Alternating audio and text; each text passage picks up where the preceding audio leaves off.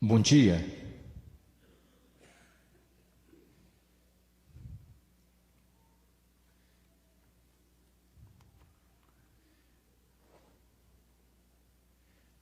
Eu tenho de admitir que o assunto que vou trazer nesta manhã é com trepidação que eu lhes trago. Até a noite passada eu estava perguntando: Senhor, isso é realmente o que eu devo falar? Eu sei que pode não ser uma mensagem popular, mas é bíblica.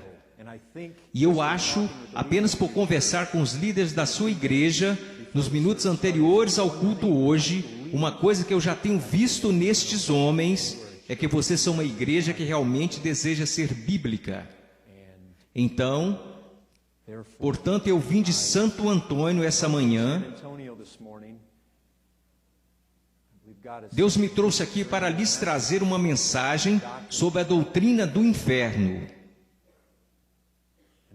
Eu venho estudando este tópico nas últimas 3 semanas e ela é amedrontadora.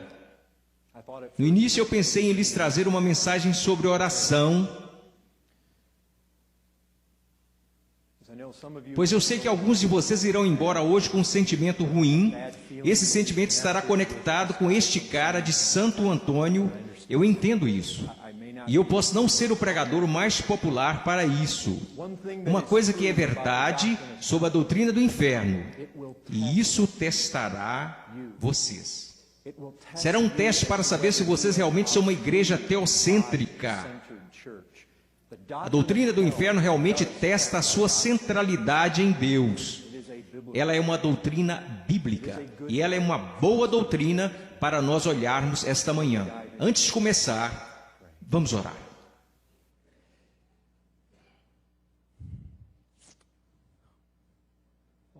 Pai, até mesmo quando levo em conta eu mesmo pregando sobre isso, como eu fui lembrado de quanto eu mereço esse lugar, quanto eu mereço os tormentos que eu vou descrever hoje. Senhor, Tu não somente me salvaste, Tu me fizeste um pregador. Eu não entendo. Senhor, Tu és um Deus de ira, mas Tu és um Deus de tanta bondade também. Um grandioso Deus de graça, um Deus de glória. Senhor, eu oro por Sua ajuda neste momento, que o Senhor me dê os pensamentos, que o Senhor me dê as palavras. Pai, eu oro para que Seu Espírito atenda ao meu clamor. Senhor, faça neste lugar, nessa manhã, o que eu não posso fazer. Faça nos corações dessas pessoas o que eu não posso fazer. Por favor, Deus, pelo bem da Sua glória e pelo bem de Cristo. Amém. Bem, se vocês têm suas Bíblias, por favor, abrem Apocalipse, capítulo 14.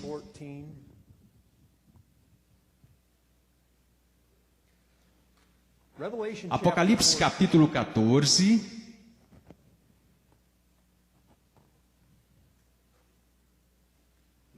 Vocês gostariam de se levantar e nós leremos a palavra de Deus? Apocalipse 14, eu vou começar a ler o verso 9.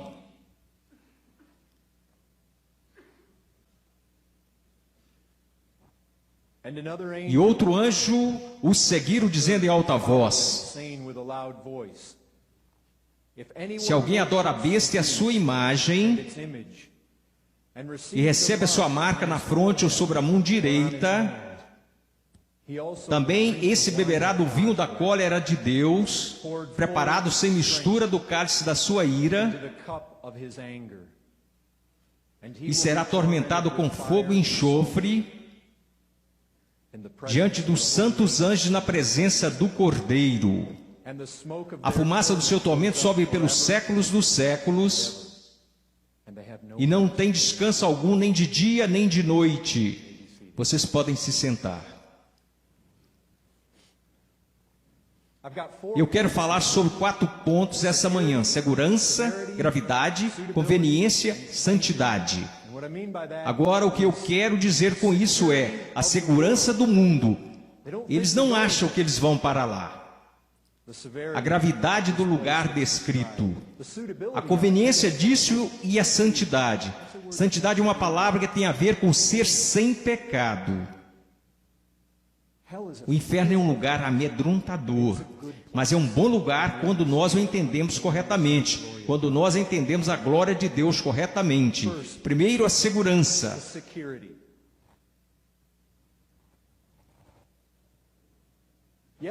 Ontem, eu e algumas outras pessoas da minha igreja saímos, nós fomos a um lugar onde os mendigos se reúnem e nós levamos o evangelho a eles. Eu subi na traseira de uma picape e preguei para as pessoas que estavam reunidas naquele lugar. A maioria deles era sem teto. Eles são bêbados, eles são viciados em drogas, elas são prostitutas. E eu disse: quantos de vocês acham que vão para o inferno?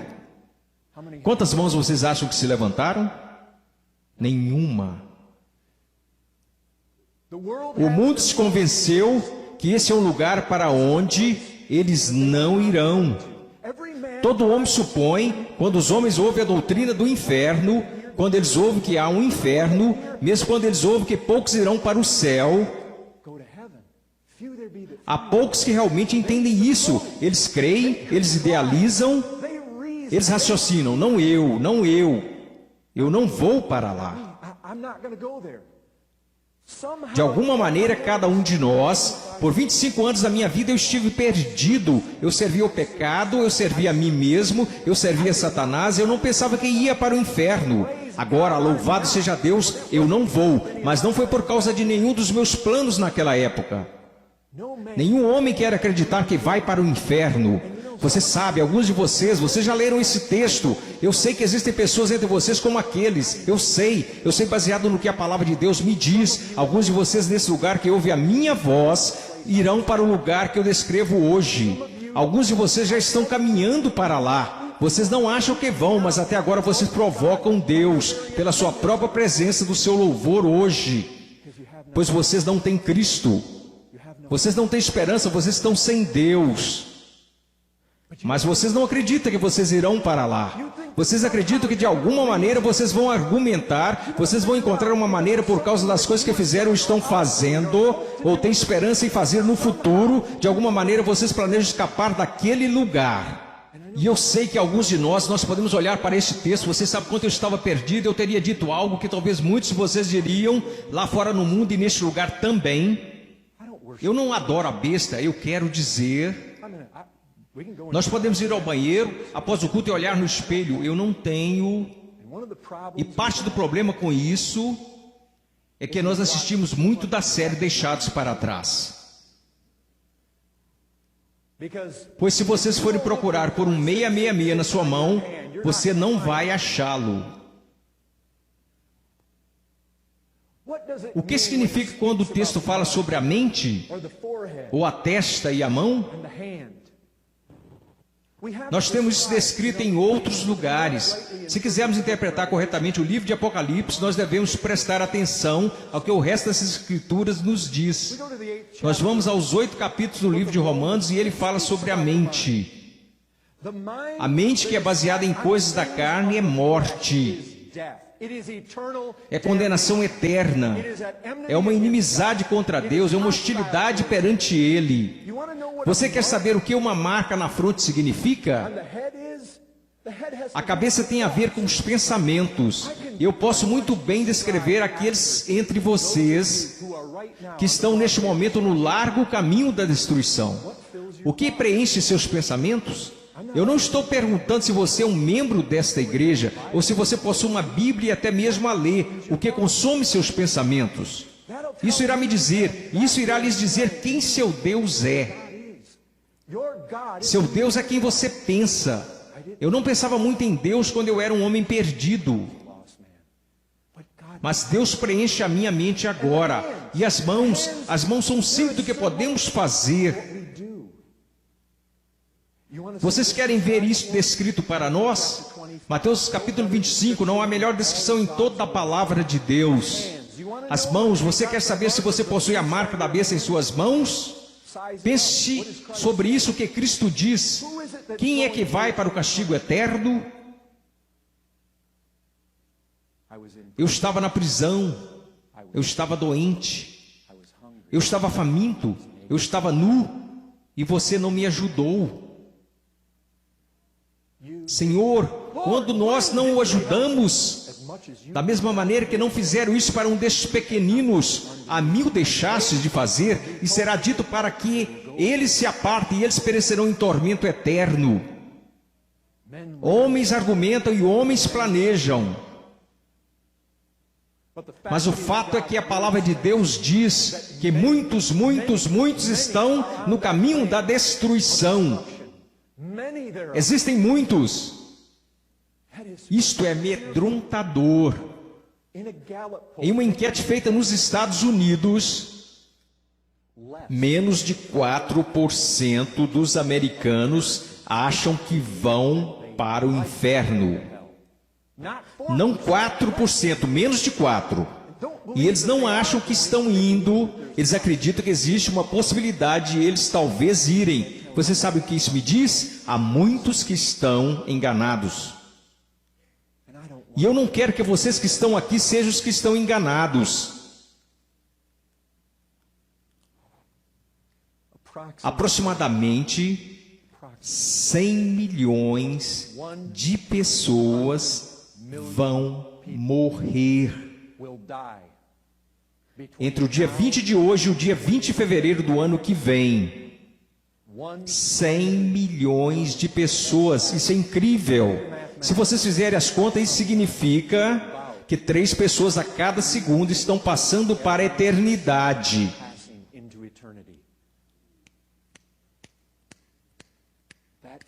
Que rapidamente almas estão deixando este mundo para o inferno eterno, a alegria eterna.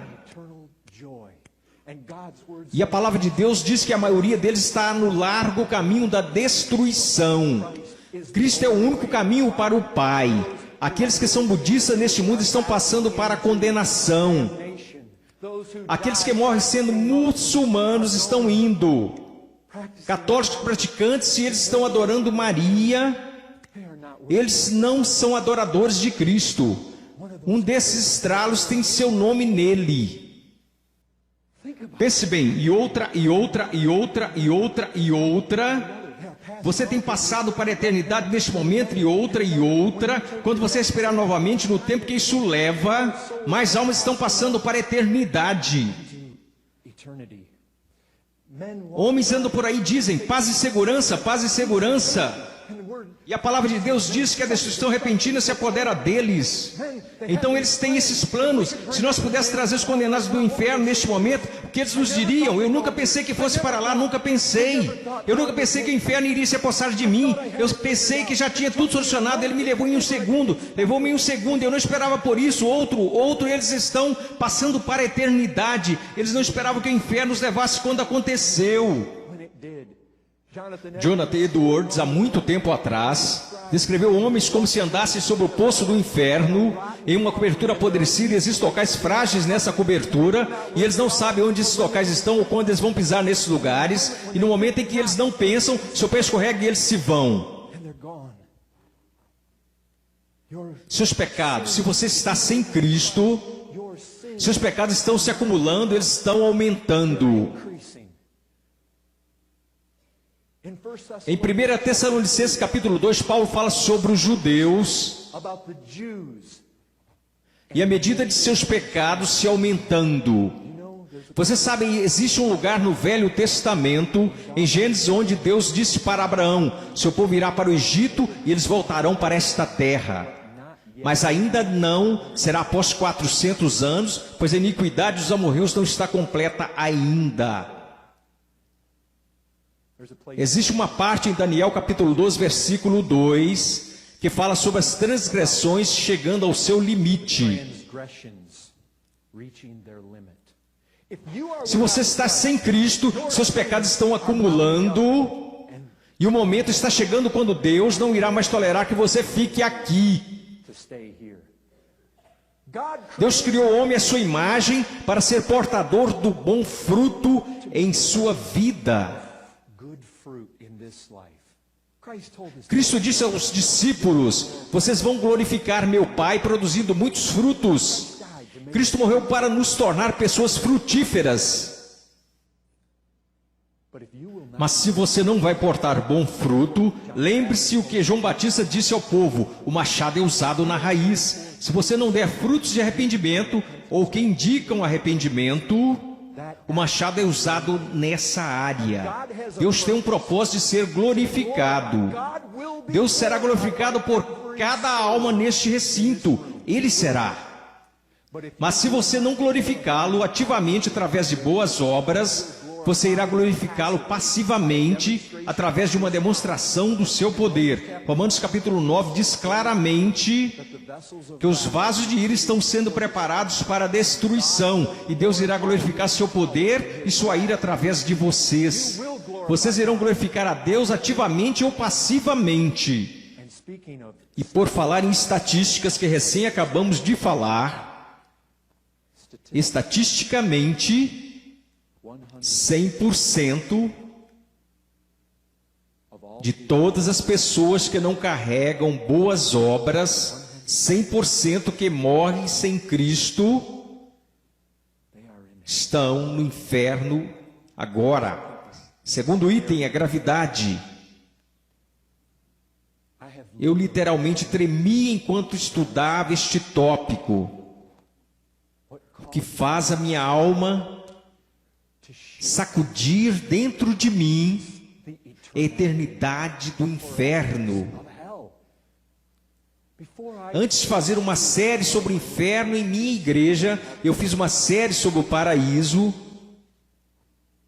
É uma doutrina gloriosa. É gloriosa, mas existe algo glorioso sobre a doutrina do inferno também. Ele é glorioso e apavorante e amedrontador, pois ele nos revela uma parte de Deus que frequentemente não gostamos de admitir que existe e é real. Mas é necessário. Nós adoramos falar sobre o amor de Deus, a bondade de Deus, a misericórdia de Deus, a compaixão de Deus, a paciência de Deus, as doces misericórdias de Deus. Ah, como é bom render graças a Deus por essas coisas. Mas quando você pensa sobre a gravidade do inferno, você começa a entender, não é uma pequena punição por um erro. O inferno é amedrontador, é apavorante. Nós lemos nossas Bíblias e passamos por esse texto tão livremente, tão facilmente. Choro e ranger de dentes. Na ESV, em Mateus 18, fala sobre o inferno de fogo.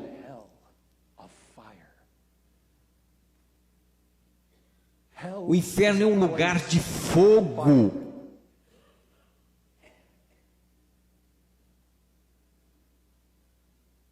Eu tenho pensado sobre a casa da minha avó. Eu cresci em Michigan. Minha avó meio que vivia em uma era passada. Na casa onde ela vivia havia uma fornalha no porão. E eu posso me lembrar que às vezes eu descia e colocava fogo na fornalha para deixar a casa da minha avó aquecida no inverno. E você abre a porta e existe um fogo raivoso e infernal dentro daquela fornalha. E Cristo descreveu o inferno como uma fornalha ardente. Eu não consigo imaginar ser empurrado por aquele pequeno buraco, e então a porta sendo fechada, e ela nunca mais será aberta, nunca mais se abrirá. Você se queimou no dedo? Se alguma coisa pode ser anexada à ideia de fogo, é a ideia de dor. Deveria ser óbvio em nossas mentes que o inferno é um lugar de dor inimaginável. O homem em Lucas 16 gritou em seus tormentos. Se ele pudesse ter uma gota de água para a sua língua, mas nem mesmo isso seria dado a ele. O que torna o inferno mais amedrontador é que não é apenas uma fornalha ardente. Não somente que Isaías dizia: Deus, quem pode habitar em meio ao fogo?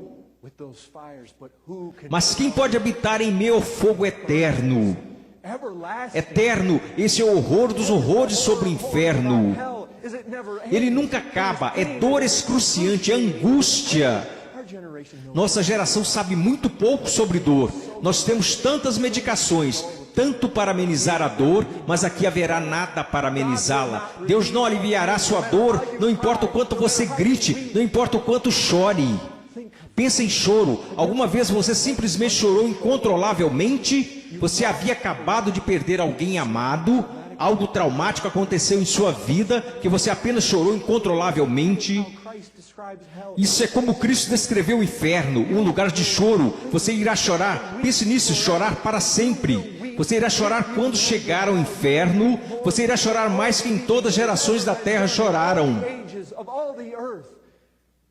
Você completará a medida de choro de todo indivíduo que viveu, pois você irá chorar e chorar e chorar. E existe a ideia de ranger de dentes, cena insuportável, dor excruciante. Existem locais nas Escrituras que anexam ao ranger de dentes a raiva também. A raiva dos outros, raiva de si próprio. Até mesmo raiva de Deus. O inferno é o que alguns dizem como purgatório. O inferno não faz melhoras. A doutrina do inferno é sobre destruição eterna. Ele não faz melhoras, ele destrói tudo que tem qualquer aparência de bom. A imagem de Deus que está sobre você, homem, será eternamente desfigurada e deturpada. Você se tornará ainda mais e mais e mais desprezível com o passar do tempo. E pense sobre isso. Daniel descreve o inferno como um lugar de eterno desprezo. Você sabe o que a palavra desprezo significa? Significa que na visão de Deus ele irá considerar você completamente perverso. Absolutamente repugnante de ver. Eu sei. 2 Tessalonicenses fala sobre destruição. Destruição eterna, longe ou fora de sua presença.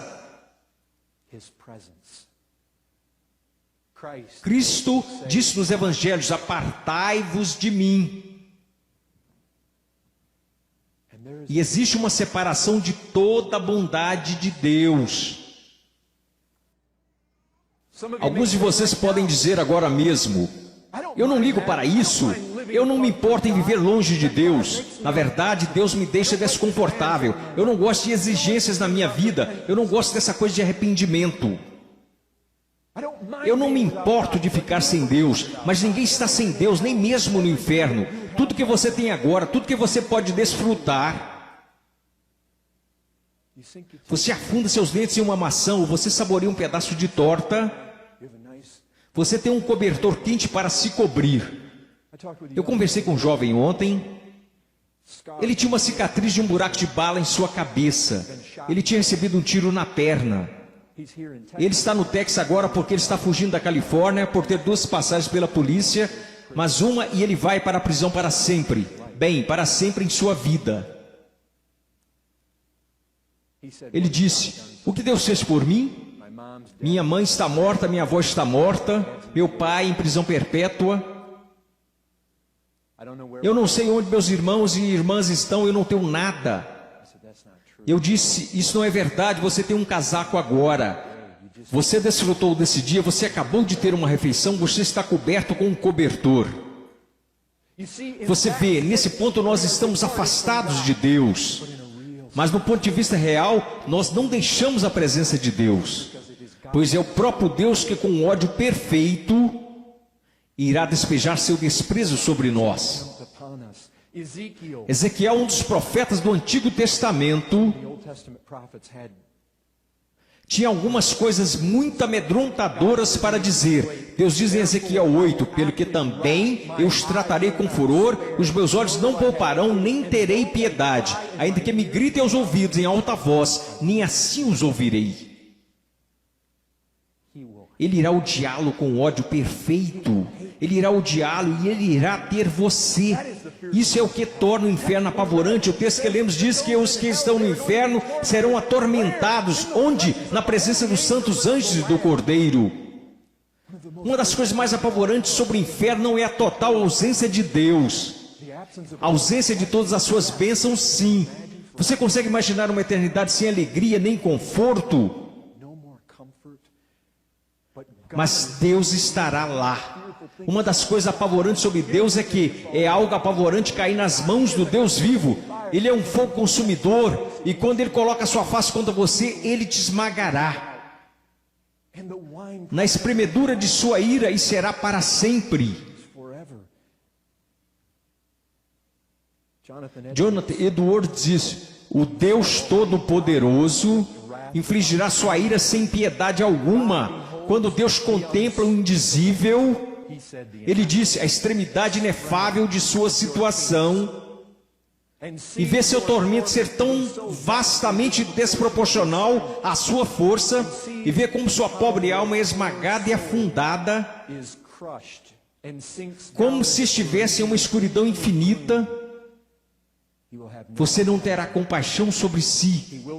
Ele não irá adiar execuções de sua ira, ou ao menos diminuir o peso de sua mão. Não haverá moderação, nenhuma misericórdia.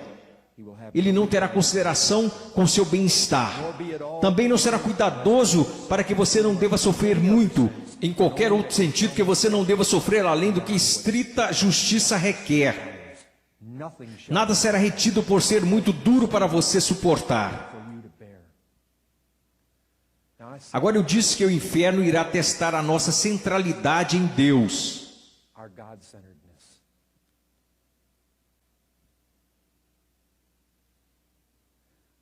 Algumas vezes, quando nós saímos às ruas de Santo Antônio para evangelizar alguns dos desabrigados, nós vamos encontrar com pessoas de outras igrejas. Eles querem dizer a essas pessoas todas as vezes: Deus o ama, Deus o ama, Jesus o ama.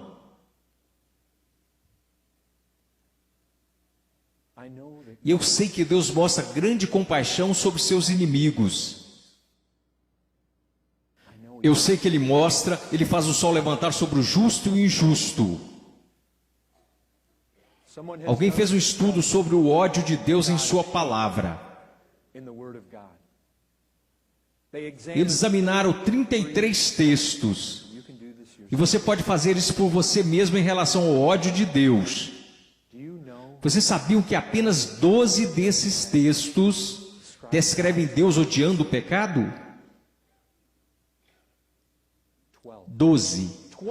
21 descreve Deus odiando o pecador. O salmista disse: sua alma odeia o perverso. Ele odeia todos os malfeitores. Uma das coisas às quais nós devemos nos agarrar. Você vê um texto como João 3,36. A ira de Deus já permanece sobre você. Se você não é alguém que acredita em Jesus Cristo, já permanece. Isso não significa que Deus anda por aí com um sorriso perpétuo sobre você. Isso significa o que está escrito: sua ira está sobre você. Se vocês conseguirem colocar essa ideia em suas mentes, em suas almas, em seus pensamentos, que existem aqueles de nós que estão sentados aqui com relativa tranquilidade. Deus odeia você. A ira de Deus, a indignação de Deus, a raiva de Deus é direcionada a você. Mais do que para alguns que estão no inferno neste momento. Você diz: será possível? Sim, pois alguns de vocês pecaram diante da grande luz. A palavra de Deus diz: para aquele que muito é dado, muito é cobrado. O servo que conhecia a vontade de seu mestre não a fez, será castigado com chicotes maiores. Existem alguns de vocês que ouviram o Evangelho. Vocês ouviram a verdade. Vocês têm mães ou pais ou maridos ou esposas que oraram por vocês. Vocês têm uma Bíblia em suas mãos. E vocês sabem de uma coisa, vocês têm provocado Deus mais do que alguns que viveram em gerações passadas na Inglaterra ou China ou África Central. Pois vocês têm muito mais luz. E o ódio de Deus para com vocês é mais intenso. Sua indignação é mais intensa, muito mais que para com aqueles. E a única coisa que os mantém fora do inferno nesse momento, a única coisa, é a vontade de Deus de manter você ali, a paciência de Deus. Não há mais nada. Não há promessa, porque a aliança das promessas. As promessas que são encontradas dentro da aliança deste livro. Tantas tem nele o amém, somente em Jesus Cristo. Mas você não crê nas promessas da aliança. E você não tem parte como mediador da aliança. Você anda sob uma cobertura apodrecida. A medida dos seus pecados está se enchendo. E está para chegar aquele momento em que Deus não vai suportar que você fique nesta terra um pouco mais de tempo, não muito mais tempo. Isso é algo amedrontador, e enquanto eu estudo isso e sento à minha mesa,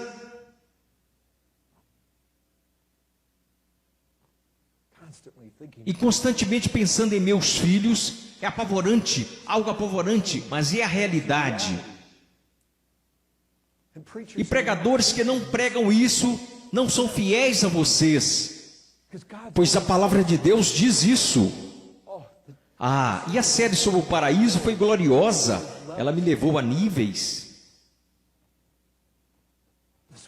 Esta é apavorante. O que nós precisamos mais e muito mais é o senso de medo de Deus em nossas assembleias. O choro e o luto há muito tempo sumiram das igrejas dos Estados Unidos da América.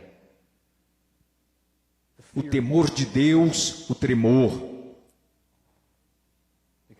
Pois, por muito, nós perdemos a doutrina do inferno em nosso país.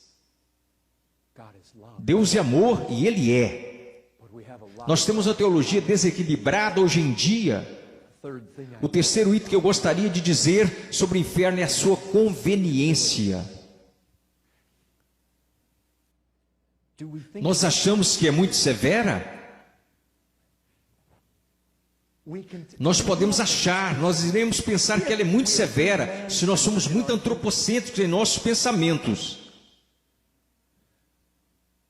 Eu estava pensando que eu amo missões. E eu desejo, meu coração e alma, é de eventualmente estar nos campos de missões estrangeiras permanentemente. Eu amo ler as biografias de missionários, mas eu olho em volta hoje e vejo muitos poucos em nossas gerações que estão dispostos àquilo que eles fizeram nos dias de Adoniram Judson, William Carey ou Hudson Taylor, que estão dispostos a partir para terras estrangeiras. Você sabe por quê? Porque eles não podiam suportar que em meio aos pagãos a glória de Deus não seria exaltada. Eles não podiam dormir à noite. Carey ficava durante horas trabalhando em sapatos e observando mapas, pensando sobre os pagãos que estavam passando para a eternidade, sem conhecimento de Cristo, sem conhecimento do Evangelho. Eles queriam que Deus fosse glorificado em todas as nações. O que acontece nos Estados Unidos hoje em dia? Rapazes e moças fogem do campo missionário. Vocês sabem disso, vocês estudaram o número nas convenções batistas do Sul, vocês sabem disso. A maioria fica no campo missionário estrangeiro por um trimestre. Eles voltam para casa e está tudo acabado. Vocês sabem por quê? Porque a glória de Deus não é a coisa principal. O conforto deles é, e nós vivemos uma geração que vocês conhecem, em que a glória de Deus não é a preocupação principal. Nós dirigimos em nossas rodovias abaixo. A glória de Deus é a maior realidade em todo o universo. Dirigindo nas rodovias onde está Deus, onde Ele está nos outdoors, onde Ele está no rádio, onde Ele está na televisão, onde Ele está. A glória de Deus não importa mais. Mas o inferno nos acorda para isso. O inferno fita a mentalidade humanística diretamente nos olhos. E como já disseram, é com uma garra brutal. que rasga através dos tecidos de nosso pensamento humanista. É exatamente isso. Nós precisamos ouvir isso e mais ainda. A doutrina do inferno nos mostra que a nossa visão de pecado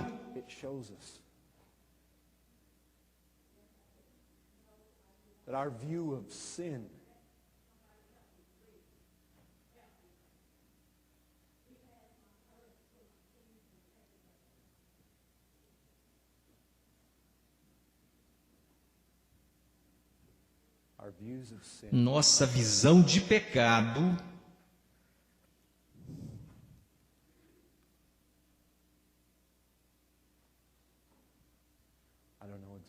eu não sei exatamente o que está acontecendo, mas nós podemos pensar. Uma das mulheres de nossa igreja teve sua bolsa roubada. Nós trazemos as pessoas das ruas para almoçar em nossa igreja. Prostitutas viciadas em crack. Um deles roubou a bolsa da minha esposa. Nós olhamos para isso e nossa mentalidade hoje é: olha o que eles fizeram para Ruby. Nós chegamos ao ponto em nossa geração onde a autoestima, a importância do homem, a felicidade do homem, existe uma visão tão egocêntrica, tão humanista. O plano horizontal é onde nós vemos o pecado. Nós tendemos a esquecer que quando pecamos, quando a lei de Deus diz não roubarás, não é ultimamente você a quem eu violo quando eu peco contra você. Foi Deus quem deu essa lei, é a lei dele que é quebrada. Você se lembra como José disse: não, como posso eu cometer tal pecado contra Potifar? Como posso eu pecar? Quando a esposa de Potifar estava tentando seduzi-lo, como posso eu cometer esse pecado perante Deus? No Salmo 51, Davi não estava preeminentemente se desculpando pelo fato de que ele matou Urias ou cometeu adultério com Batseba. Ele olhou para Deus e disse: Deus, perante a ti eu pequei. A doutrina do inferno é um alerta para nós, que nosso pecado não é, no final das contas, uns contra os outros, é principalmente contra Deus, e a doutrina do inferno nos acorda para o fato de que nós temos transformado Deus em uma pequena imagem centrada no homem também. Nós vemos Deus primariamente, muitas vezes, pelo que Ele pode fazer por nós. Deus está lá meramente para responder às minhas orações. Deus está lá meramente para cuidar dos meus problemas. Deus está lá meramente para me ajudar com as minhas dificuldades financeiras. Meramente lá para curar o meu casamento. Meramente lá para cuidar de mim. Ele é como nós o tornamos em um tipo de Papai Noel celestial, que ao nossa cena chamado faz o que pedirmos a Ele. Recentemente eu recebi um e-mail de uma mulher: você poderia orar por mim? Eu não sinto que recebi todas as riquezas que eu acho que eu deveria receber por me tornar cristã. Essa é a mentalidade hoje. É aqui que nós aparecemos com um Deus que é todo voltado para a nossa saúde, nosso bem-estar, nossa prosperidade. Mas novamente a doutrina do inferno pula em nossas faces. Ela alcança os extremos de nossas consciências. Ela coloca um sussurro perturbador que existe um Deus que nós não podemos manipular. Existe um Deus que nós não podemos minimizar. Existe um Deus que é santo. Existe um Deus que é poderoso. Existe um Deus que irá perfeitamente julgar o pecado. Existe um Deus que é apavorante. Existe um Deus com quem não se deve brincar. E Ele é o ser preeminente do universo. Não é tudo sobre mim. Sim, eu posso buscar a Deus para prover a minha refeição diária. Mas quer eu coma, quer beba, isso deve ser feito para a glória dEle. A glória dEle. A coisa que Deus mais valoriza é a sua glória, não a minha, a dele. Essa é uma doutrina que nos ajuda a entender que somos pequenos, que Ele é grande. Você começa a perceber que o pecado é satisfatório, satisfatoriamente ligado ao inferno. Quando olho para o pecado e o vejo como algo relativamente pequeno, e olho para a eternidade do inferno, parece haver uma vasta diferença entre eles. Spurgeon disse que quando aqueles que caem na cova do inferno, eles verão todas as coisas, acima de todas as coisas, para sempre, para sempre. Acima de cada porta, se lá houver tais coisas, acima de cada corrente estará escrito, para sempre. Há total desespero, mas o pecado é algo tão pequeno. Quero dizer, se eu pecar durante 70 anos da minha vida aqui, como Deus pode me atormentar para sempre no inferno? Não parece que há uma desproporção lidar com o pecado aqui? Mas nem mesmo uma vez nós percebemos contra quem nós pecamos e quem é o Deus contra quem nós pecamos. O que Ele é? Você sabe uma coisa, é uma coisa. Se nós esmagarmos uma formiga vermelha ou se esmagarmos um mosquito.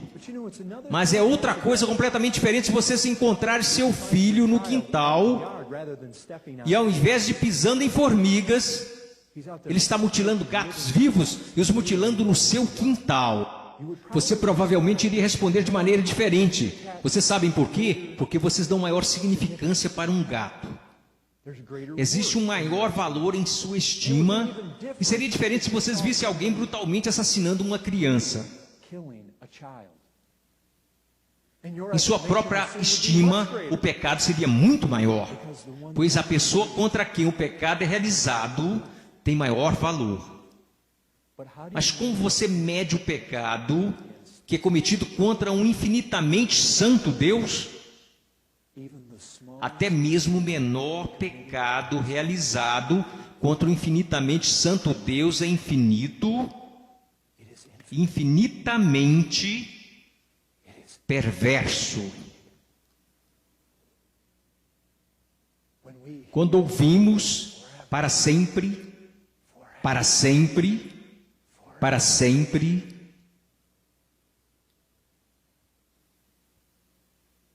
o inferno é razoável quando vemos em quem é condenado para aquele lugar perverso que é infinito.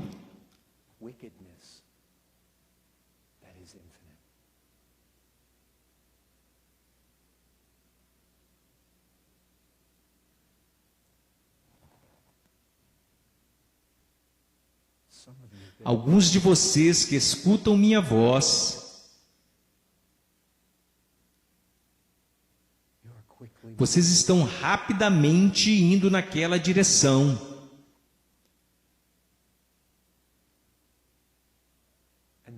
E o que é apavorante, e que eu percebo isso sobre os meus filhos também.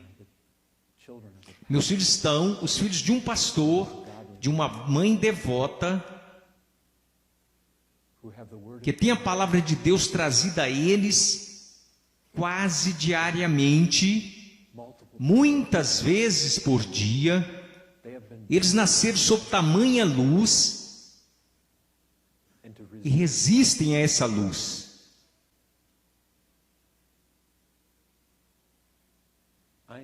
Eu conheço canibais em Papua Nova Guiné. Tão desprezível quanto esse pecado pode parecer para nós, as partes mais quentes do inferno, os mais incríveis tormentos, estão reservados para aqueles que se sentaram sob a maior luz de todas, que preencheram as escolas dominicais de nossas igrejas.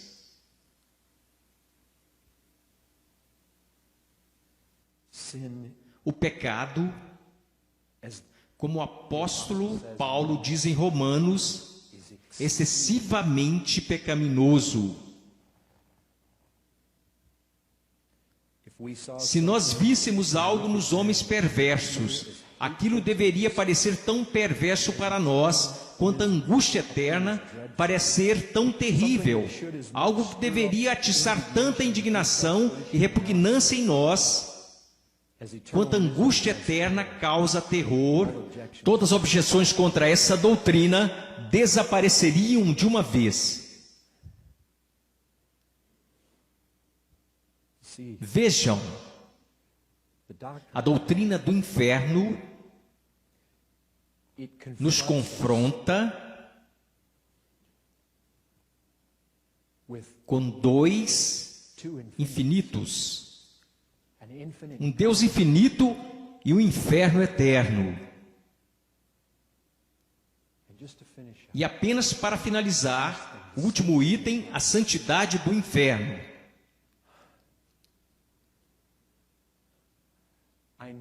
Eu sei que em certo ponto nós somos antropocêntricos, os melhores de nós aqui. E em certo ponto dessa vida, nossa compaixão direcionada aos perdidos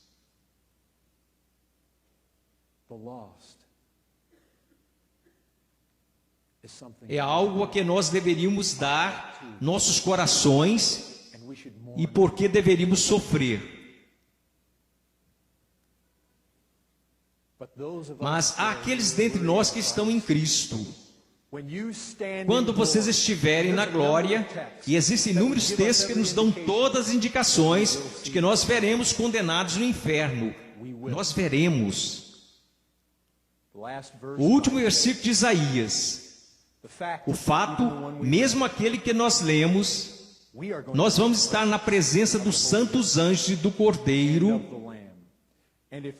E se aqueles que estarão sofrendo estarão lá também, eu creio que é muito provável que nós iremos vê-los. Em Lucas 16, Lázaro viu o homem rico. O homem rico podia ver. Havia um grande abismo entre eles, mas a visibilidade estava lá. Nesta vida, existem pais aqui. Eu sei que vocês estão aqui, porque eu também sinto isso. Vocês com prazer fazem o que Mateus 18 diz. Vocês com prazer perderiam um olho, perderiam um pé ou uma mão, para que seus filhos fossem salvos do inferno. Não fariam? Em um piscar de olhos.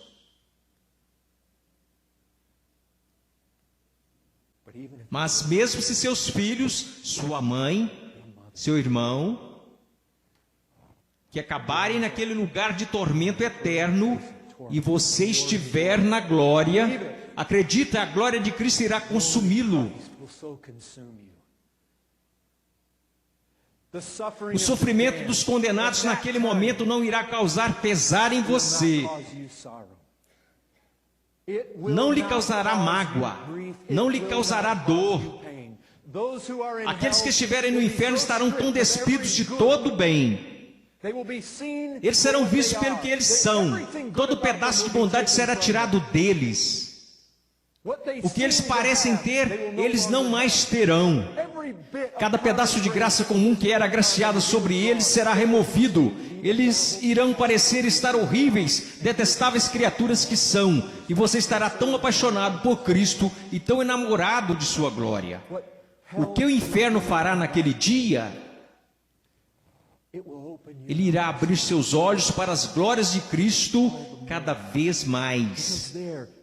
E pois lá, o que o inferno fará é sustentar a majestade de Deus, que foi desprezada por todos aqueles que estão no inferno.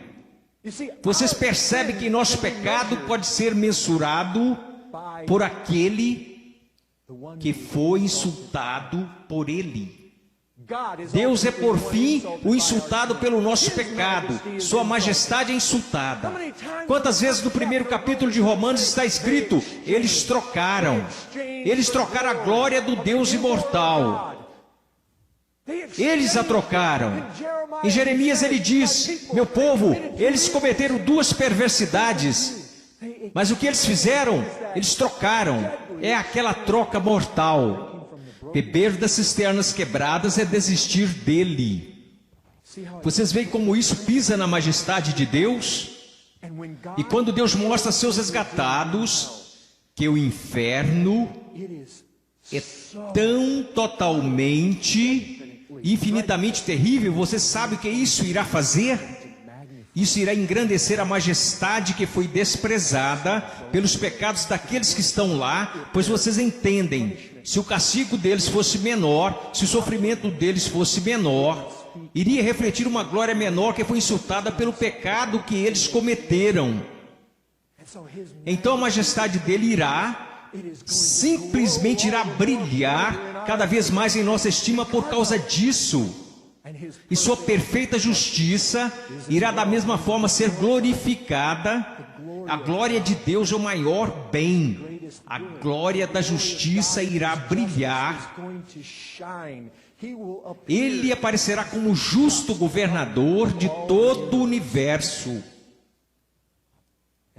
Como Edwards diz, a vingativa ou retribuída justiça penal de Deus parecerá estrita, exata, horrenda e terrível, e portanto gloriosa. Mas Deus também irá glorificar sua graça e sua misericórdia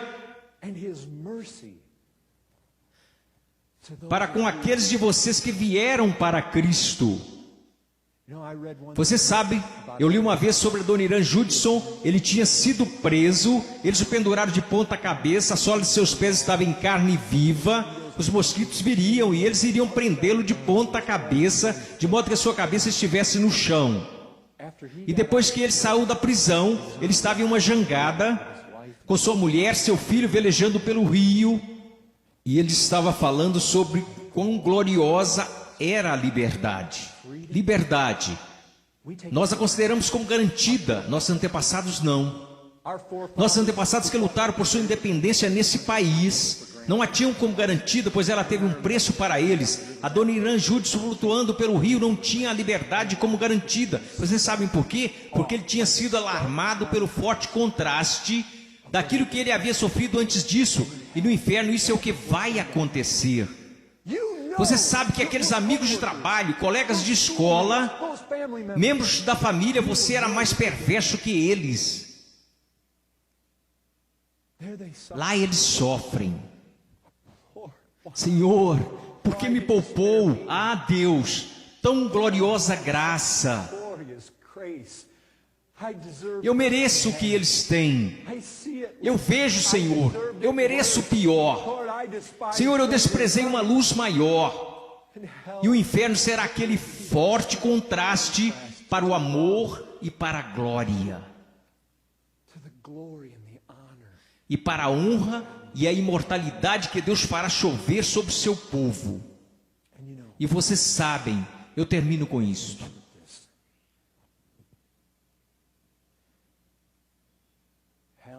O inferno nos mostra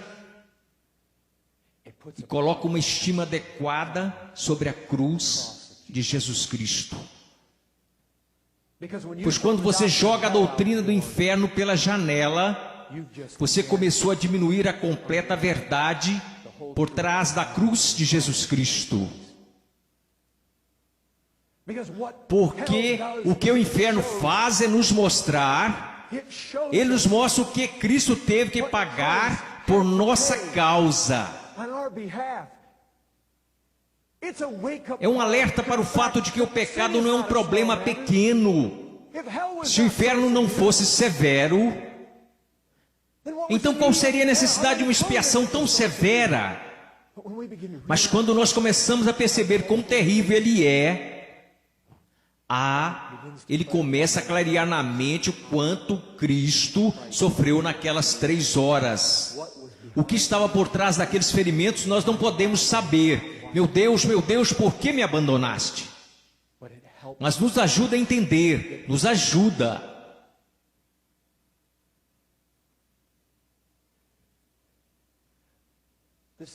Isso não é um jogo. Se você não está certo, se algo diz que isso é verdade em sua consciência, que eu estou correndo um grande risco disso, Cristo está pronto para perdoar. Este é um dia de misericórdia, um dia de graça. Hoje a voz de Cristo acena para você: venha, venha para mim. Você que trabalha e tem fardo pesado, eu darei descanso para suas almas. Venha, hoje é venha, venha. Depois será apartai, apartai, apartai, apartai.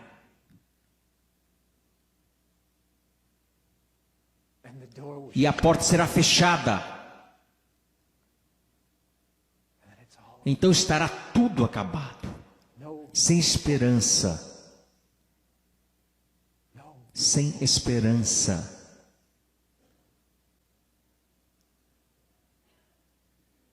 Eternidade. Eternidade será multiplicada em seus sofrimentos.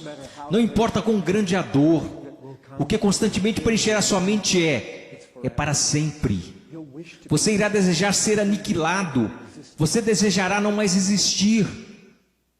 Mas hoje Cristo diz: olhe e viva. Assim como a serpente foi levantada no deserto, para que aqueles que olham para o que Cristo fez na cruz, olhem para Cristo.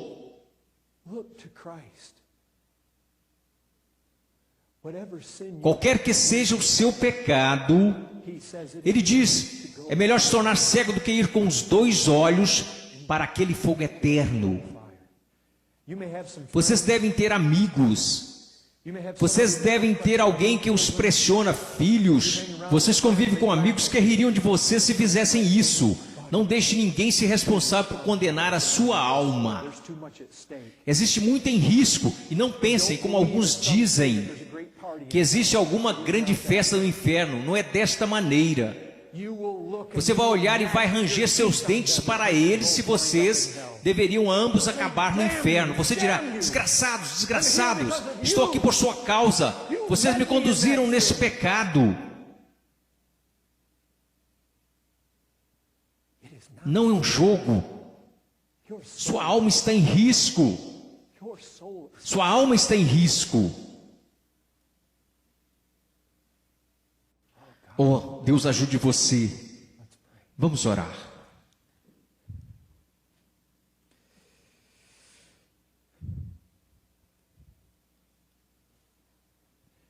Pai, eu sei que isso é algo terrível, tal como cair nas mãos do Deus vivo. Senhor, eu não posso despertar corações, eu certamente não posso assustar pessoas para a glória, mas Senhor, Tu podes usar isso como um chamar despertador para a consciência de alguém que cegamente continua morto em transgressões e pecados. Senhor, realize nos corações deles o que eu não posso fazer. Traga vida, atraia-os a Cristo, que é o doce Salvador que entregou sua vida pelos pecadores. Que Ele se torne doce aos olhos deles, que eles o valorizem acima de todas as coisas, que eles o vejam gloriosamente, que eles o vejam belo, que eles o vejam digno de sacrificar tudo por Ele. Senhor, conceda arrependimento neste lugar. Pai, eu oro que o temor do Senhor esteja diante de nossos olhos. Ó Deus, Pai, eu te agradeço por minha salvação, te agradeço por aqueles que Tu salvaste aqui. Senhor, te agradeço por tão grande salvação. Pai, nós podemos Te louvar, nós fomos salvos da ira de Deus. Tu nos acordaste, nos chamaste a fugir. Senhor, nós te amamos porque Tu nos amaste primeiro. Obrigado, Senhor. Obrigado, Pai, pelo privilégio de estar aqui hoje. Eu rogo que Tu abençoes o Teu povo e atrai-os para o Teu reino, suas ovelhas perdidas. Para a Tua glória eu oro. Amém.